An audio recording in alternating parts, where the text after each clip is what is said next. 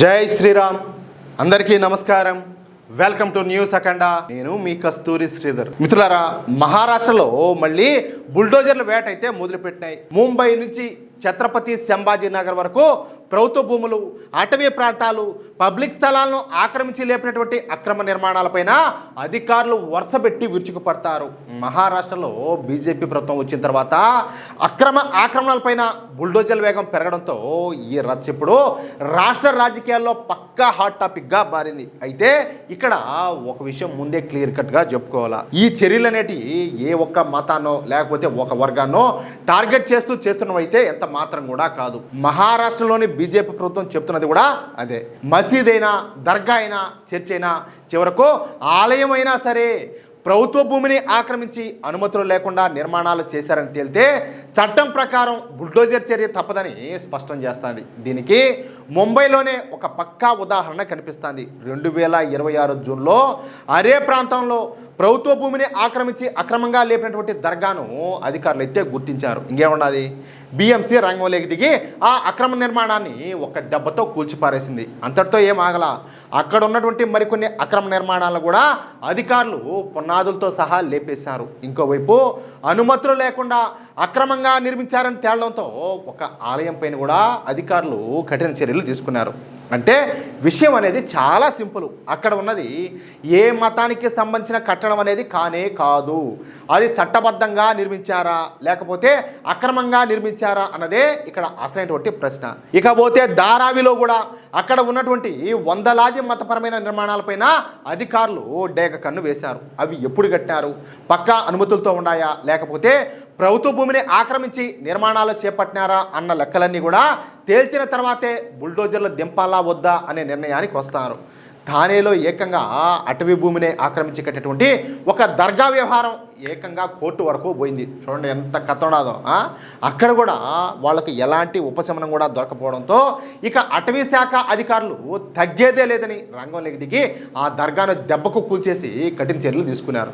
అటవీ భూమిని ఆక్రమించడం ఏంది, ఆ నిర్మాణం చేయడం ఏంది, దానికోసం ఏకంగా కోర్టుకు పోవడం ఏంది అంటే ప్రభుత్వ వ్యవస్థలంటే మన దేశ చట్టాలంటే వీళ్ళకి ఎంత ఎగతాళో చూడండి. అసలైన రాజకీయ గొడవ ఇక్కడే మొదలైంది. ఉద్ధవ్ ఠాక్రే నేతృత్వంలోనే మహావికాస్ అఘాడీ ప్రభుత్వం ఉన్నప్పుడు అక్రమ నిర్మాణాలపైన ఎందుకు కఠినంగా చర్యలు తీసుకోలేదని చెప్పేసి బీజేపీ నేతలు నిలదీశారు. ఇప్పుడు దేవేంద్ర ఫడ్నవీస్ ప్రభుత్వం వరుసగా ఈ అక్రమ ఆక్రమణలపైన యాక్షన్ తీసుకుంటా ఉండడంతో అప్పుడు ఉద్ధవ్ ఠాక్రే ప్రభుత్వం ఎందుకు మౌనంగా ఉన్నది, ఇప్పుడు మాత్రం బుల్డోజర్లు ఎందుకు వరుసగా దూసుకెళ్తున్నాయంటూ మహారాష్ట్ర రాజకీయాల్లో హాట్ డిబేట్ అనేది మొదలైంది.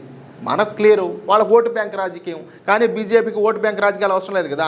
మన వాళ్ళకి ఎంతసేపటికి దేశం, ధర్మం ఇవే ఇంపార్టెంట్. కానీ ప్రభుత్వం మారిందని చెప్పి అధికారులు ఇష్టం వచ్చినట్టు బుల్డోజర్ యాక్షన్ తీసుకోవడానికి కూడా వీళ్ళ ప్రతి చర్య కూడా చట్టం ప్రకారమే జరగాల. అక్రమ నిర్మాణం ఉంటే ఖచ్చితంగా చర్య తీసుకోవచ్చు, కానీ దానికి ఒక పద్ధతి అనేది ఉంటుంది. ముందు వాళ్ళకు నోటీసులు ఇవ్వాలా, వాళ్ళ వాదన చెప్పుకునే అవకాశం కూడా ఇవ్వాలా, చట్టపరమైన ప్రక్రియ మొత్తం కూడా పూర్తి చేయాలా, ఆ తర్వాతే కూల్చివేతలకు పోవాలా. ఛత్రపతి సంభాజీనగర్లో జరిగినటువంటి ఒక కూల్చివేత విషయంలో సరైన రూల్స్ పాటించలేదని బాంబే హైకోర్టు అధికారులను గట్టిగా ప్రశ్నించింది. అంటే కోర్టు చెప్తున్న విషయం చాలా సింపుల్. అక్రమ నిర్మాణాలను వదిలేయాల్సిన అవసరం లేదు, కానీ తొలగించేటప్పుడు కూడా పక్కాగా చట్టం ప్రకారమే ముందుకెళ్లాలా. ఇప్పుడు దేవేంద్ర ఫడ్నవీస్ ప్రభుత్వానికి అసలు పరీక్ష కూడా ఇదే. ఇక మరోవైపు చూస్తే మాత్రం ప్రతిపక్షాలు ఎప్పట్లాగానే ఈ బుల్డోజర్ చర్యలు వెనక రాజకీయ కారణాలు ఉన్నాయని చెప్పేసి ఆరోపణలు చేస్తున్నాయి. వీళ్ళంతే కదా, ఎందుకంటే వీళ్ళు ఈ మాత్రం మాట్లాడలేకపోతే రేపు ఓట్ల కోసం పోతే వాళ్ళు చెప్పులతో కొడతారు. ఏ మొహం పెట్టుకొని వచ్చారు ఓట్ల కోసం? మళ్ళీ మీరు ఆ రోజు మా దర్గాలు పడగొడితేనో లేకపోతే మా మసీదులు పడగొడితేనో మా చర్చిలు గుర్చేస్తేనో మీరు కనీసం క్వశ్చన్ కూడా చేయలేదని చెప్పేసి వాళ్ళు వీళ్ళ మొహాలు కూడా దేకరు. కాబట్టి వీళ్ళు ఖండిస్తానే ఉంటారు. దీనికి ప్రభుత్వం ఇవ్వాల్సిన సమాధానం కూడా చాలా క్లియర్గా ఉండాలా. ఏ భూమిని ఎవరు ఆక్రమించారు, ఆ నిర్మాణానికి అసలు అనుమతులు ఉన్నాయా లేదా, అధికారులు ఆక్రమణదారులకు ఎప్పుడు నోటీసులు ఇచ్చినారు, వాళ్ళు ఏ నిబంధనలను ఉల్లంఘించారు, చివరకు ఏ చట్టం ప్రకారం బుల్డోజర్ యాక్షన్ తీసుకున్నారు అన్న ప్రతి విషయాన్ని కూడా పత్రాలు అలాగే ఆధారాలతో సహా ప్రజల ముందైతే ఉంచాలా. అప్పుడే ఇది రాజకీయ కక్షతో చేస్తున్న పని కాదని, అక్రమణలపైన నిజంగా చట్టం పనిచేస్తుందని చెప్పేసి ప్రజలకు స్పష్టంగా అర్థమవుతుంది. మొత్తానికి మహారాష్ట్రలో ఇప్పుడు ఒక విషయం మాత్రం స్పష్టంగా కనపడుతుంది. ప్రభుత్వ భూమి అనేది ఎవరి సొంత ఆస్తి కాదు అని చెప్పేసి మతం పేరుతో అయినా లేకపోతే రాజకీయ అండదండలతో అయినా ప్రభుత్వ స్థలాన్ని అక్రమంగా ఆక్రమించుకునే హక్కు ఎవరికి కూడా లేదు. మతం ఏదైనా సరే రూల్ మాత్రం అందరికీ ఒకటే. నిర్మాణం అక్రమమని చట్ట ప్రకారం తేలితే వేటైతే పడాల్సిందే. అదే సమయంలో ప్రభుత్వం కూడా పక్కాగా చట్టం ప్రకారమే ముందుకెళ్ళాలా. అది అసలు విషయం.